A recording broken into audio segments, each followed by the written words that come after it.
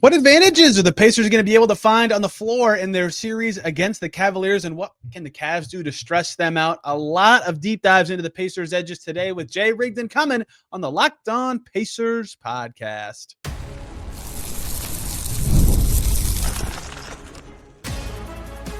You are Locked On Pacers, your daily Indiana Pacers podcast, part of the Locked On Podcast Network, your team every day. What up, y'all? Happy weekend / Friday, whenever this comes out, and welcome into another edition of the Locked On Pacers podcast, where we, of course, talk about the Indiana Pacers. As always, my name's Tony East. I cover the team for Forbes, and today, talking Pacers Cavs again, looking at where the Pacers, and at the end the Cavs a little bit, can find an edge in the series. Who's going to guard Tyrese Haliburton? Why did Pascal Siakam have that one really good half against the Cavs this year? Does it actually portend anything important about this series? Spoiler, I say yes.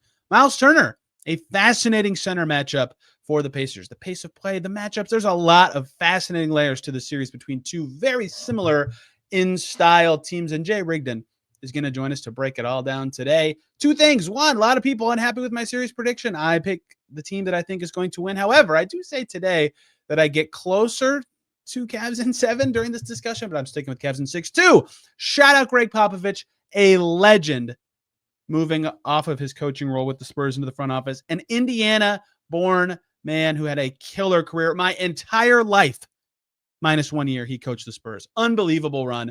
Let's talk Pacers Cavs and some Pacers advantages with Jay Rigdon. Getting very close to the start of round 2, less than 2 days away from Pacers Cavs. The crossover focused on both teams today. We're focusing on mostly the Pacers and where they can get some edges, although I want to talk about one thing that I think should stress them out. Against the Cavs, people are not happy about my series prediction. Thankfully, somebody else here today will balance out the optimism. We'll find the Pacers' advantages. Will make you all feel much better. Jay Rigdon, who I coined the man in the middle, even though he's not even close to the middle of this series. Jay, welcome back. How are you? I'm doing well, Tony. How are you doing? What is New Orleans the middle of? I don't even know. Yeah, I mean, it's kind of east-west middle. It's Dallas not middle of the and NBA conferences. Like Dallas and Tuscaloosa. You're right in the middle. Yeah, there you go. 2 non-NBA rivalries. Okay, I want to talk about something that I didn't get a chance to talk about very much yesterday. When you think of the term X-Factor, I don't know if you are the same as me, but I usually think of like, this is the non-star player that most people would say is like the most critical to swinging a series. Last Pacers Bucks, I picked Myles Turner for that. I'm going to pick a star player for the Pacers in this series, and this is something I'm very fascinated about for this series. Pascal Siakam, if people remember the second game the Pacers and Cavs played in April, he had well over 20 points at halftime. I think I tweeted at one point during that game, because it was before he had finally scored 30 in a game this season, oh, today's going to be the day. He's finally going to do it. And then the second half, the Cavs went zone, and Tyrese Haliburton wasn't playing, so it was very easy for them to go zone. This is not a anti-Siakam against zone thing. This is just something that happened in the game, and he didn't score as many points in the second half, and I think he finished with 28 or 29. That first half was phenomenal. And when people think about this series, they think, oh, Siakam and Turner, good luck. You're going against Mobley. He was the one defensive player of the year. You're going against Allen. But the Cavs switch a lot on defense, right? Their backcourt's not a phenomenal defensive trio. Strus is okay. And so that is where that Siakam was able to wiggle free for shots, is either via a switch or a couple nice baskets here and there against Mobley and Allen. And so I bring this up to say he is a star player, like the traditional, here's where you think about an X-Factor conversation. He would not apply. However, the specifics of the way the Cavaliers play, and that one game that I'm probably going to think about way too often approaching the series, makes me wonder if a very good Siakam series could be very possible. We just saw him go crazy down the stretch of Pacers-Bucks game 5 because the Bucks switched on to him in the 2-man Haliburton-Siakam game, and he punished Smalls until the Bucks said, screw it, let's send 2 to him. This is not the traditional X-Factor definition. I think a good Siakam series, or they're so afraid of switching on to him that it frees up other players, could make him critically important, and I think is something that the Pacers have as an edge heading into this series because of the way the Cavs play. And I'm very curious how the Pacers and Cavs respond to that. Yeah, I think that makes sense. I mean, you are stretching the definition of X Factor, but you acknowledged it, so we'll allow it. I think it is interesting because if you look at the Cavs starters, specifically that starting group, like Mobley is on paper a perfect Siakam defender. He's a perfect defender on anybody, really. But if they're going to switch, everyone else in that lineup, I feel like Siakam has a chance to punish. Like there's, if it's like Strus, Mitchell, Garland, even like Jared Allen, like on the perimeter, like I don't think Siakam is really at a disadvantage in any of those matchups. And so like I do think if it is kind of the tricky thing, because if the Pacers can't win, I don't think without Siakam playing at a superstar level. I think he has to play, he has to go off, and I think that is kind of maybe the main variable of the series. So I'm with you on that one. I can see that. I don't know. Go ahead. Go ahead. No, continue. Yeah, I don't really know exactly how the Cavs will counter that. Like I could see them kind of changing it up if if Siakam is punishing him or punishing anything like that. It kind of I could see that kind of being a way to force the Cavs out of their designed plan as well. And I think once you start getting into like making them make adjustments for you, I think that's a real plus for a team in a playoff series, especially as an underdog. So I think, I can see that for sure. Totally agree. The Bucks, like at times throughout the series, their best moment defensively came switching at basically everything in the second half of game 3 when the Pacers were like, we forgot how to play basketball. So I wonder if like the other thing the Bucks sprinkled in was like, we're switching mostly, but like Giannis kind of isn't. If this guy's the screener or Brook Lopez isn't, if this guy's the ball handler, that they would change it up. I do wonder if that's kind of what their either base defense or with their very quick first adjustment is like, okay, Evan Mobley, you're guarding Siakam, and if he's screening for anybody but Haliburton, don't switch. It's fine. Just stick around. We'll deal with it. Or if they'll just take Mobley off of him completely and put Jared Allen on Pascal Siakam. We've seen lots of teams try that as their base alignment defense. I don't know that would be the Cavs' best plan, but that would not surprise me. I would also not surprise me if the Pacers said, great, you're going to do that. We're going to have Siakam be the ball handler, and Tyrese Haliburton's going to set the screen. Have fun not switching that one. Now Pascal Siakam's walking into an elbow jumper that he can make 50 to 55% of the time. The specifics of the game I'm referring to, Siakam had 21 points and 5 rebounds in the first half. The Pacers, without Haliburton, won his minutes in that first half of that game.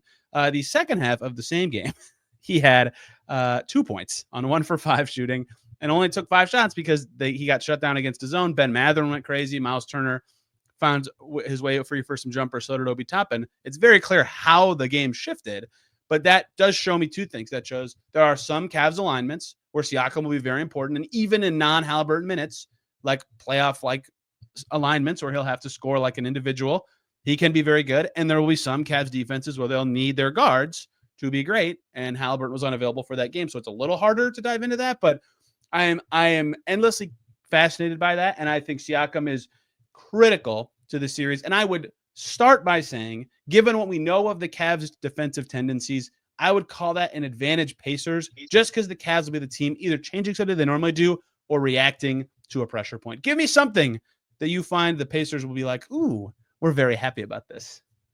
Yeah, I think the lack of defensive length for Cleveland.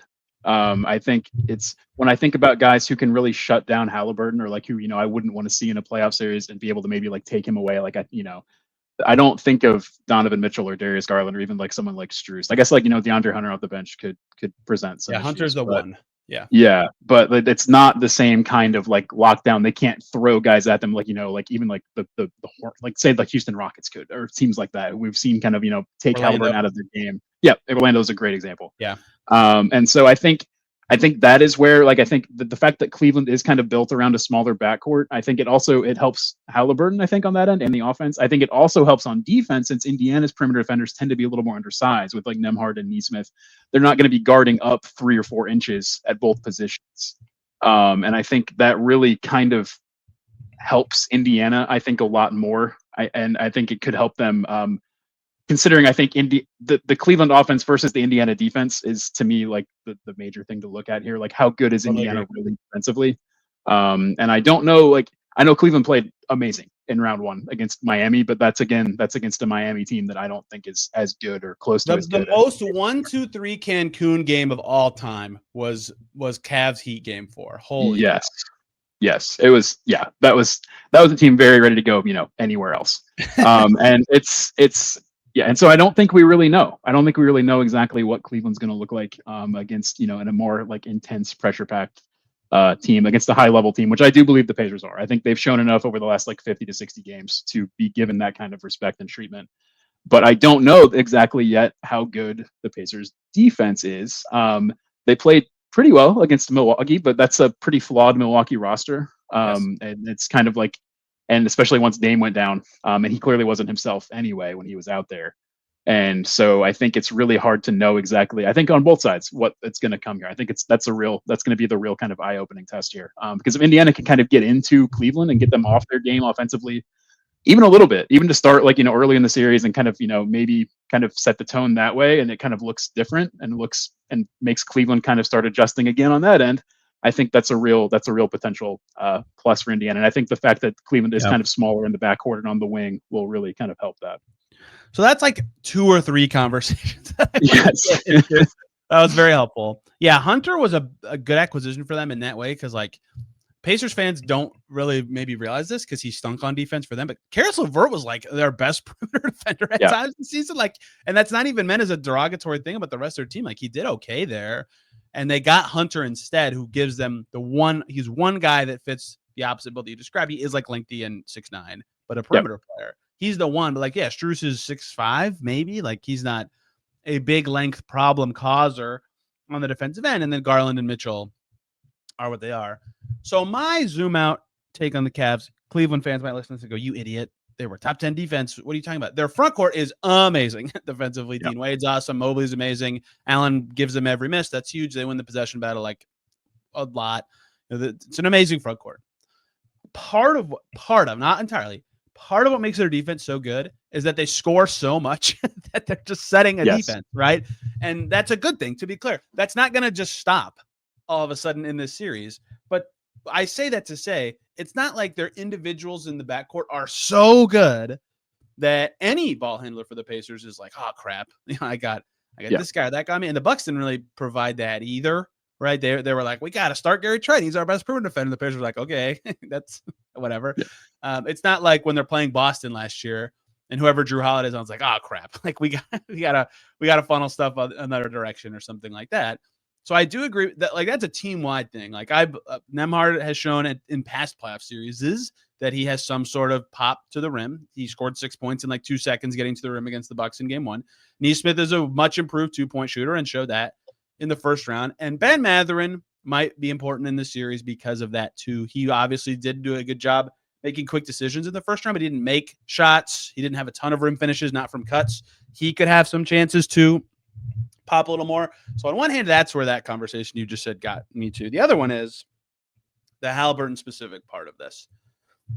It seems very obvious to me that Max Strus will guard him and Haliburton will guard Max Strus. That's a fine way to start the series. The Cavs have been fine with that starting lineup. I think they'll live with it. But at the same time, it's like, one, if they can't stop the Pacers, would they just start Hunter at some point and switch that up? Two, is that actually going to be enough of a deterrent in general? Like, I have that question on the On Today's Show graphic on the side for you YouTube watchers, because I wonder the same thing in the Bucks series. Who's guarding Haliburton, right? Last round I was like, is it going to be Torian Prince? Scary. Like, it's not awesome shakes for anyone. And he didn't get going scoring wise until later in the series, but his passing was there every time. He was like 1 game, 1 assist away from a double-double every game. Like, he's still a very good player against those kind of matchups. And so if he can see the floor well and read all these things, because he's not like being so pressured by one guy, I do think that can allow the Pacers to always stylistically be playing the way they want, if that makes sense. Yeah, absolutely. I think that's always kind of the key. I think if you think back, even going back through last season, like the games where Haliburton has kind of even when he was even healthy or unhealthy, either way, like when he gets taken out of it and it really throws off the entire Pacer system and it looks like they have no idea what they're doing, it's almost always because it's going up against, a true great on ball defender, like an Alex Caruso or like, anyone like that. Great. And ball, it's because like, exactly. And that's what makes the same team. That's not fair. Anyway. Basically, yeah, exactly. I was thinking about, the Celtics too have like Derek White and, Drew Holiday and and if you get off them, you have, Jason Tatum rotating over. Like, it's not going to be an easy game. And I'm not saying the Cavs are going to be easy either, but I do think that there is a real lesson there. I think the X factor there, I think, is how physical the refs will allow the game to be. Because that's the other way I think teams can kind of take Haliburton out of it a little bit, is if you can kind of grab and hold more, it does hamper him, I think, more than some other players. But I think anytime you don't have, like, he's so long and so tall himself that if you have like smaller guys on him and he can see over you and make the passes he needs to make and get up in the air and elevate, even for pull-ups or anything like that, and you can't actually get him off the ball, and you can't face guard him accurately because you don't have the kind of defenders who can do it, he can really get into a groove and a rhythm, and he's kind of able to dictate whatever he wants to do when he's on. And I think that is the only way they're going to win the series, is if Haliburton can do that for at least 4 games. And so the fact that that's possible, I think is more possible than against other teams, is a win for Indiana there. That is very possible. But the thing I'd be afraid of is just like Max Strus sets 10,000 screens and Haliburton's panicking on defense a lot of the game, and the Cavs offense is amazing, not necessarily just because of that, but then it's like, well, it doesn't matter if they have the perfect guy to guard Tyrese Haliburton. They just have been scoring 30 to 35 points a quarter every game for however long the series goes. Everybody, quick break so we can talk about Monarch Money. Ever check your bank account, wonder, where'd all my money go? Between dining out, online shopping, and entertainment, it's easy to lose track. That is where Monarch Money comes in, your personal CFO, giving you full visibility and control over your finances. Monarch Money isn't just a budgeting app. It's a complete financial command center. You can track all your accounts, investments, and spending all in one place, so you stop just managing your money and start building wealth. They give you awesome insights, so you can see how much you're spending on specific things like food delivery. Now you can budget smarter and save more. Instead of juggling multiple apps, you can use Monarch to check your finances, track your spending, and even plan long-term goals. And you can even do so with your partner. It's smoother than ever to track shared and personal accounts, set goals, and stay on the same page with no stress. Take control of your finances with Monarch Money. Use code LOCKEDONNBA at monarchmoney.com for 50% off your first year. That's monarchmoney.com, code LOCKEDONNBA for half off of your first year. And that leads me to something else that I find an advantage that will lead to balance, similar to the Strus Haliburton thing. Jared Allen's amazing. Jared Allen's really good. I think a lot of people in my series crossover with Danny were like, thought we were glazing the Cavs. Guys, the Cavs are awesome. They won 64 games. Like, they're really good. This is not Pacers disrespect. The Cavs are just fantastic. Jared Allen's really good, and he's specifically good at a lot of the things that traditionally have been centers. Myles Turner has been not his best against defensively, right? A beast on the glass, amazing touch. He's not the most physical guy, but definitely isn't afraid to mix it up. Like, he's going to be good and problematic in the series. Brook Lopez doesn't do that. Bobby Portis doesn't do that. I don't need to explain Jared Allen to everybody. They've watched him for years. However, he is not the quickest footed guy, whether that's getting out to a shooter or on a switch, right? Like, if first of all, if Myles Turner sets a screen and they switch and Jared Allen's on a guard, great. That guy should now be the lead ball handler for the rest of the possession. Like, forget the Siakam part I talked about at the beginning. Maybe every possession starts with a Turner screen, just see what happens. But also, the Bucks had probably a little too much panic on Myles Turner catching the ball on the perimeter at times, I think, in that series, and he made some great passes out of it. And then Haliburton adjusted and found the second option past him when they would over-index on that. If Jared Allen's not willing to go out there, Turner's going to get 6, 5, 7 good looks from 3 every game. Now, it's going to come at the cost of him having more challenges on the other end of the floor. But if he can hit from deep, and it's not lost on me, and I don't think it's lost on anyone. It's just he was never the best player in any game. The Pacers' only loss in the first round was his bad game. Every game that he was average or better, they won because he's very important to their success. And so the fact that he's playing against a center that he can't just dominate, but the shots that he likes will be available against is, I think, significant for the Pacers, even if it comes at the expense of that trade-off. And again, this is the same thing with Haliburton and Strus. Obviously, Haliburton's a better player, but if Strus can stress Haliburton out by setting a bunch of screens, how much will that sway in the Pacers' favor? Same thing with Turner here. He has a chance to have a bunch of advantages or create a lot of advantages on the offensive end. How much can that sway that matchup in his favor? Because there's a chance it's quite a bit. Yep, I agree. And I think you mentioned earlier how the Cavs kind of get a lot of their defense off of their offense, kind of. Yes. And I think that also goes for Indiana. I think the reason the Pacers' defensive numbers have picked up a lot over the last 50 or 60 games is that their offense got back to what it was with Haliburton coming back. I think that really has helped them too. And so that's why I think it's kind of it's the opposite of a contrast of styles, right? They're trying to do very similar things. And so it's similar teams. Yes. It's strength on strength in a lot of ways. And the Cavs have proven they have a little more strength over the course of the regular season. But I agree with you that the thing with Jared Allen, he's not the kind of center that I think Myles tends to struggle with inside as much. I don't think he's going to get bullied on the block by he's not Jokic, right? He's not even Sabonis or someone past like that. Embiid, not before this year. Yeah, exactly. And so I think that is a winner. Even someone like, like, I don't know, like Andre Drummond or someone like that who used to kind of be able to like elevate his game against Myles, because it's just a bad matchup.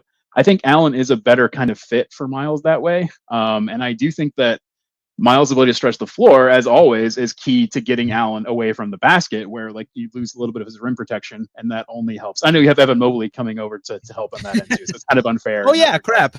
Yeah, exactly. But it's still better than not having Jared Allen away from the basket. And so it's I think it is interesting. I think Myles would be my choice for X Factor, which is the more traditional version of an X Factor. I agree with that. And it's not just will his threes go in though. I think it's also about like what reads he's making, and like whether he's like whether he's going the short roll and like hitting shots there, like how he's like fixing the offense, even his ability to like set screens well on the perimeter and like get things going that way.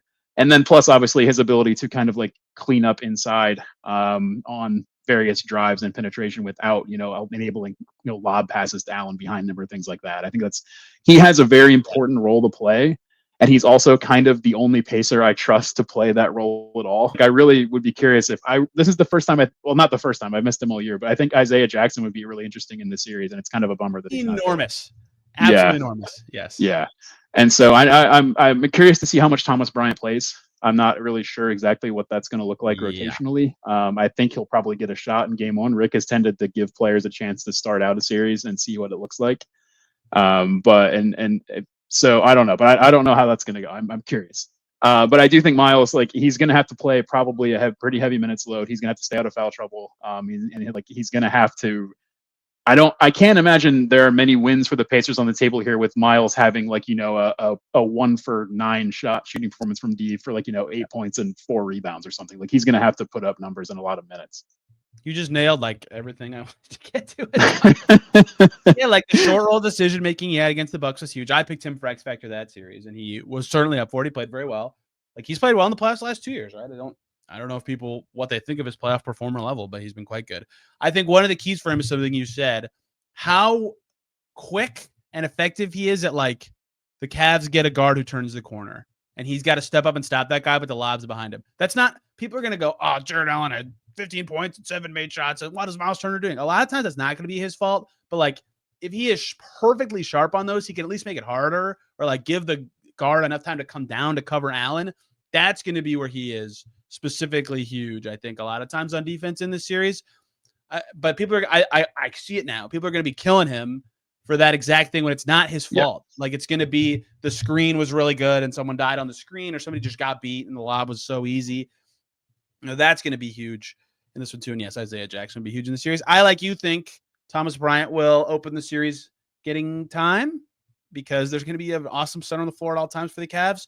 But my worry would be something we already talked about, which is they just can't score enough with him out there. And they go, screw it, we got to get our best possible scoring 5 on the floor with the second unit. I have the same thought about Ben Shepherd. In theory, there's a good Ben Shepherd series. They need a point of attack defender on those 2 awesome guards as much as they can get it. But like, if he can't score, he's not adding anything on offense. You need the scorers on the floor. Like, how can you possibly get that to happen? Would you like to give me one more advantage or something you think the Pacers will be stressed about in the series?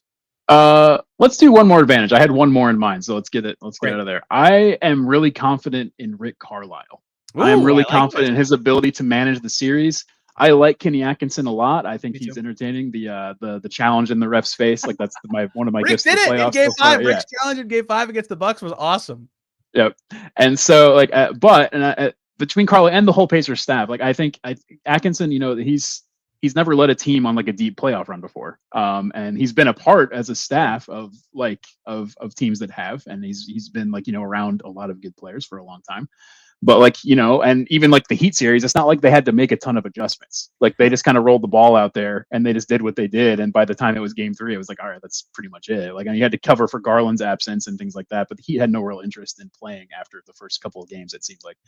So like, and Rick Carlisle, like, I know he gets kind of killed by certain segments of Pacers fans who I don't know what they're looking for or wanting necessarily sometimes. I know I'm not saying he's a perfect coach. I'm not saying he makes every decision correctly, but I do think he really shines in settings like this. I think these are the kinds of series you want a coach like Rick Carlisle, who is not afraid to make adjustments and make them in proper bold. time. Yes, exactly. Like, he will, I mean, you saw, like, he benched Jarris for a whole game last series, and And then he went back to him. He didn't stick with it. Like, he's like, all right, that didn't, let's go back to where it works. And that's a funny one that I mentioned because I was like, on one hand, I get why you did that. Like, you needed Ben Shepherd to play. That was pretty bold. You put a lot of Thomas Bryant. I didn't agree with that. I give you credit for fixing it. How much do I give you credit for when you caused the problem? It's so right. It is. It is like, you're pulling all the levers. I mean, you have to kind of wear the responsibility for all of it. But I do think it's better than either being unwilling to try things or being unwilling 100%. To adjust back when you've done something that made it worse. And so, like, I think that's always the kind of balance I want. And I do think, like, his connection with the roster and their style of play, I do think he and the staff know what they're doing. I think that's been borne out a lot. I think the late game situations this year for the Pacers, I think the coaching staff deserves a ton of credit for that. I know the players have made big plays and key plays, but they've had so many clutch games and comebacks. I mean, look at Game 5, for example. Like, that doesn't happen if the team isn't, like, locked in and making all the right plays and doing the right things. And I think the coaching staff deserves a lot of credit for that. And, like, I think that's an area where I think the Pacers do have an advantage here. Yeah, I remember all the 10 million close games the Pacers have won since March 1st. When they won, it was the players' fault for making key plays. When they lost, it's because Carlisle didn't tell them to foul before LeBron James dunked, even though they did tell them to foul in that moment. Although the timeout obviously was a big problem in that Lakers game. Yeah, I agree that I'll be curious about that. 80% of Kenny Atkinson's total playoff wins have been this, like, just happened, right? He has 5, and 4 of them just happened.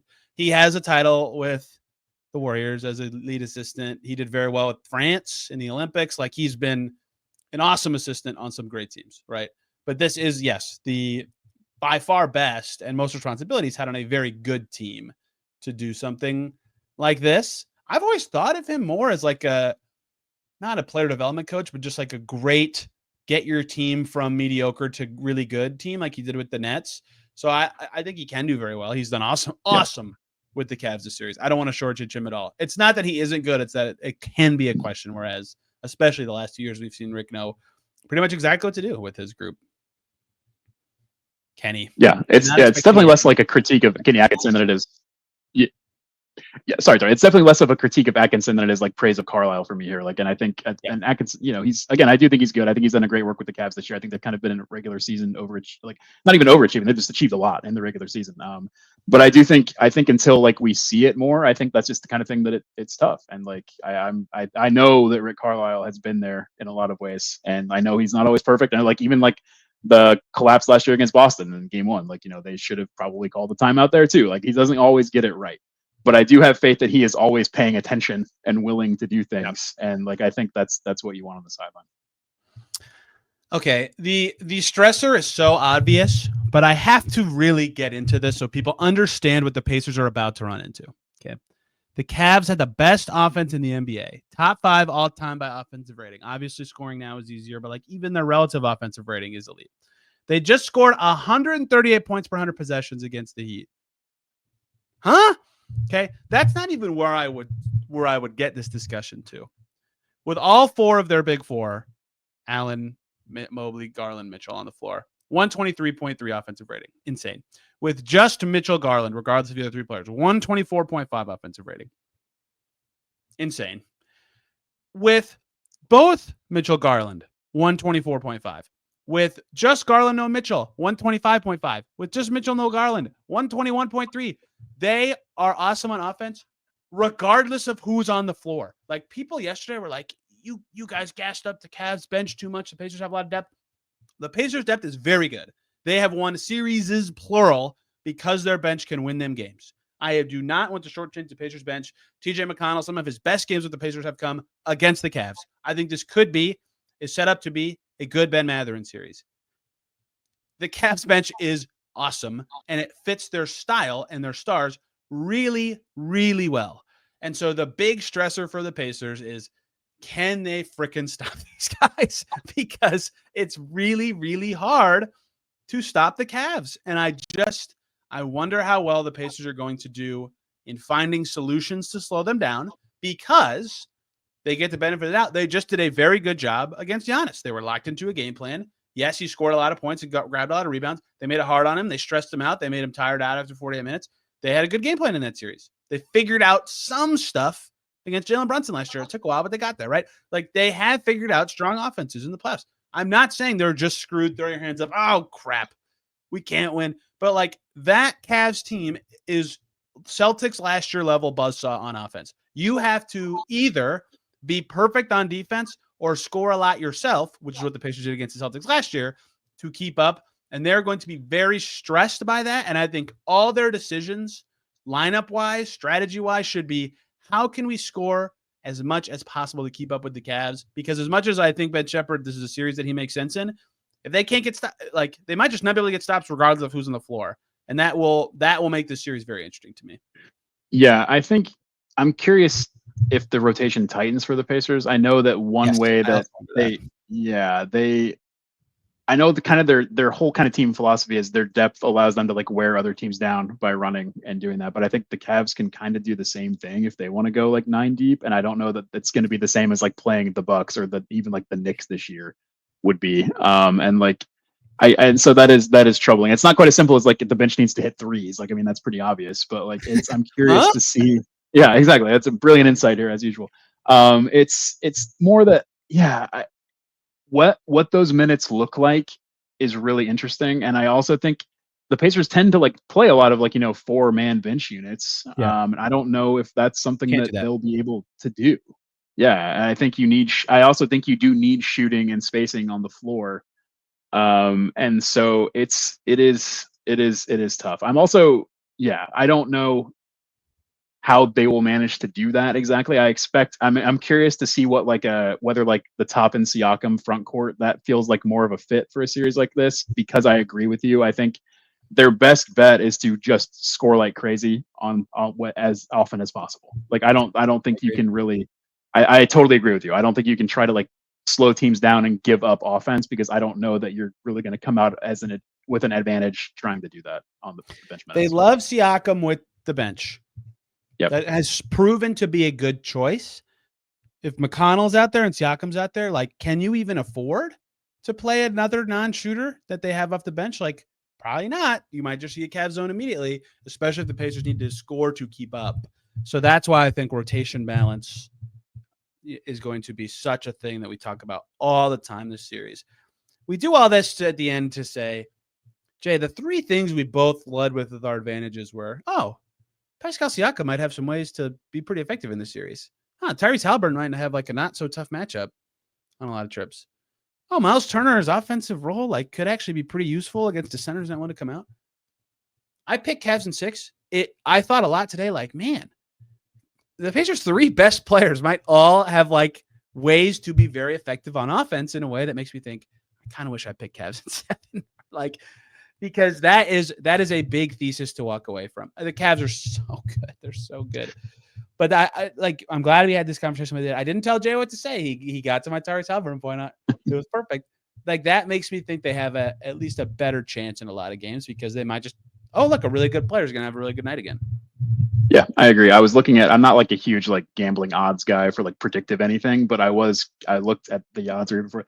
The Pacers have basically, it's plus, right before I checked, plus 420 to win the series. The Cavs odds to sweep the Pacers are plus 410. So that's how it's the odds makers considered about even chance of the Pacers. That doesn't seem right.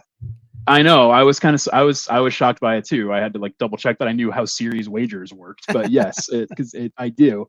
And so I don't agree with that at all. I really don't see it as being I truly believe that if the Pacers had not had their, I think, Haliburton health influence start to the season, their season long record and numbers look a lot more commensurate with a top team. And I think if you go back to the last 50 or 60 games, yes, absolutely.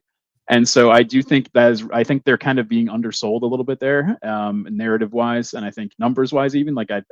So I'm really curious to see how they match up. I don't think it's the kind of series where the Pacers can get overwhelmed in any way. I don't think they're going to get completely taken out of their game in any way on offense. But it's just a matter of I truly do believe that the Cavs offense versus the Pacers defense is more of the flip side to me. I think the Pacers have proven that their system can work just about anywhere on offense, even in the postseason against really good teams. I don't know that this Cavs team has done that yet. I think they've done a lot, and I believe in them. I think they will, but I don't know that. I don't know exactly how that's going to look. And so I think that side of the ball is kind of the key. And so I don't know. I would probably pick the Cavs in 6 too. But I don't think I wouldn't be surprised if it ends up being Pacers in 7, or if it gets to game 7, or even the Pacers split on the road this weekend or coming up, I wouldn't be surprised by that at all. The only team that pantsed this Pacers team in the playoffs, Haliburton got hurt, and they still lost 3 games by like 1 possession in that series. Like everybody watched away from that, like, man, this could so easily be 3-1 Pacers, which is like a stupid way to look at it. That's not fair. But they were that close. Like, they are a very good team that is very hard to beat in a playoff setting when they're locked into a game plan. The Cavs just happen to be really good. I can't wait. This is going to be a really, really fun series. I had another point to make, and I just completely... Oh, yeah. The Cavs, their 3 longest win streaks this year totaled 42 wins. They're really good, everybody. That's very good. That's insane. That alone. Yeah. If they played just their 3 stretches of undefeated play, 15-0, they had 11 games in the middle, 12 games in the middle, and then another 15 winner. They still would have made the playoffs in the East if they lost every other game. Yep. The Pacers ended one of those streaks, though, right? So they did. They ended the mid-December. The January one. Yep. My last point is that I'm terrified. Well, they scored 127 points in Indianapolis. Yeah, it didn't quite translate. My last point is that I'm terrified of Sam Merrill. I terrified of him going back to his Utah State days. I got really into the Mountain West a few years ago. My colleague Matt Clapp is a Colorado State grad. He told me that they were playing David Roddy era. Colorado State was playing Utah State, and I turned on and Merrill was just draining shots. And he kills the Pacers to this day. And so, like, I'm tired of him. I'm terrified of him. I know he's going to go off in one game, and it's going to be very frustrating to me. It's going to feel like an affront to me personally, and that will be difficult. But I remember liking him in that draft. I did not think he'd be this good. No. He's a really good player. And like something, Ty Jerome too. Yeah. Yes. Something Danny and I touched on yesterday that I think people will realize about the Cavs is, like, most of the time when Kenny Atkinson has to make a lineup shift, his first choice is like, how can I get a shooter in this group? Right. So, like, that's why Sam Merrill plays more than Isaac Okoro, even though Okoro makes sense as like a Haliburton defensive option. Right. Or why they play not Dean Wade all the time, even though it seems like they should play Dean Wade because they want Sam Merrill to play. Sam Merrill can really shoot. So, like, if he has a really strenuous challenge to figure out, he'll go to like the matchup that makes sense. But Sam Merrill's good for the Cavs because he makes threes, and they love that. They love guys who can do that. So this one's going to be fun. I can't wait. We're so close. Jay, where can people find you? This was fun. Yeah, I'm on Twitter at JRigdon5 there, and I'm also on Blue Sky as at Jay Rigdon. I kind of do both, get back and forth. And yeah, I'm excited I'm pumped for another playoff run here, man. I'm really pumped about it. It's been a great season, and I'm really excited. Me too. I like when it gets to the extremely challenging playoff series. I just want to say this because I think it's fun. If the Nuggets win 7 of the same top 8 from last year, it's very hard to crack this group, and the Pacers have done it 2 years in a row. They've cracked into the top 8. They're a good team. They're going to have a chance. I can't wait. I'm on Twitter and Blue Sky as well at Tony Arista on both. Tomorrow I'll be looking at game 1 and talking about why this actually is a pretty big series for the Pacers. Not only because it's a big series, but because, like, hey, the future of your team decision roster making kind of depends on how competitive you look against a very good Cavaliers team. So you can look forward to that as the game 1 preview coming up later this weekend. Thank you all so much for listening. See you very soon.